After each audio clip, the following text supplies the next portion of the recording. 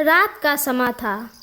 आसमान सितारों से भरा हुआ था और सर्द हवाएं रेगिस्तान की खामोशी को गहरा कर रही थीं। जमील एक नौजवान शख्स जो अपने वफादार ऊँट सफ़रान के साथ अपनी सादा ज़िंदगी गुजार रहा था। सफ़रान एक मज़बूत और बहादुर ऊँट था जो जमील का साथी और मददगार भी था। एक दिन जमील को शहर जाने की ज़रूरत पेश आई। यह सफ़र रेगिस्तान के रास्ते से था जो नहायत मुश्किल और थकन से भरा हुआ था। जमील और सफ़रान ने अपना सफ़र शुरू कर दिया। जब दोपहर की धूप अपने उरूज पर थी, जमील ने महसूस किया कि सफ़रान थक गया है।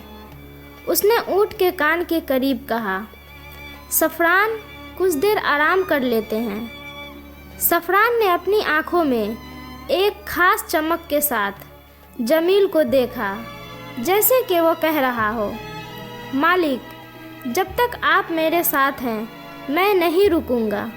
जब वह शहर के करीब पहुँचे तो अचानक डाकुओं के एक गिरोह ने उन पर हमला कर दिया। डाकू माल लूटना चाहते थे और सफ़रान को भी अपने साथ ले जाना चाहते थे।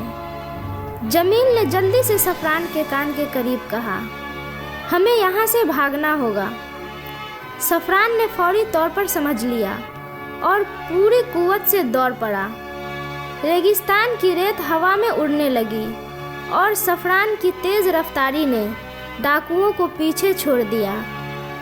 जमील ने अपनी बहादुरी और वफादार साथी के साथ बच निकलने में कामयाब रहा। शहर पहुंचने के बाद जमील ने सफ़रान के लिए ताज़ा पानी और चारा लाया। बाज़ार के लोग जमील और सफ़रान को देखकर कहने लगे, सफ़रान तुम्हारा ऊँट नहीं, भाई लगता है। जमील ने हंसते हुए जवाब दिया, सफ़रान सिर्फ ऊँट नहीं बल्कि मेरी जान है। वापसी के सफ़र पर अचानक एक खौफनाक रेत का तूफ़ान आ गया। हर चीज़ धुंधला गई।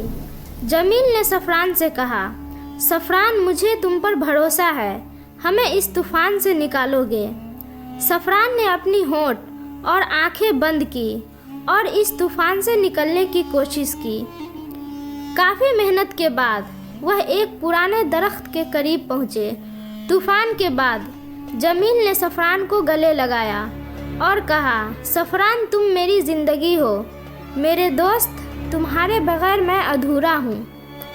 सफ़रान ने अपना सर जमील के कंधे पर रख दिया, जैसे कि वो कह रहा हो, मालिक, आप ही मेरी दुनिया हैं। रेगिस्तान के लोग इस कहानी को सुनकर कहने लगे, जमील और सफ़रान के बगैर वफादारी का मतलब मुकम्मल नहीं हो सकता।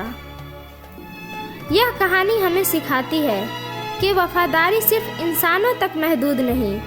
अगर हम जानवरों को मोहब्बत और इज़्ज़त दें तो वह हमारी ज़िंदगी में नाकाबिले यकीन वफादारी की मिसाल बन सकते हैं। अगर आपको यह कहानी पसंद आई हो तो लाइक करें, शेयर करें और सब्सक्राइब करना न भूलें।